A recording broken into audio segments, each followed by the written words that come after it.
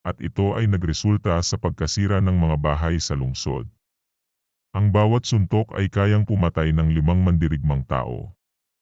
Wala ni isa sa kanila ang gustong sumuko. At dahil doon ay nagugustuhan na nila ang isa't isa. Sa wakas nakagawa ng malakas na suntok si Gilgamesh na nakapagpatumba kay Enkidu.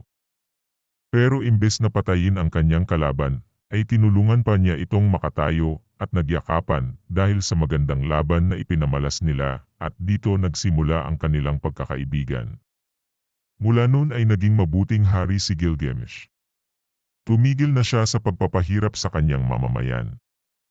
Pagkalipas ng maraming taon si Gilgamesh at si Enkidu naman ay naglakbay sa iba't ibang lupain kung saan sila ay nagkaroon ng masayang paglalakbay at tinalo nila ang iba't ibang halimaw.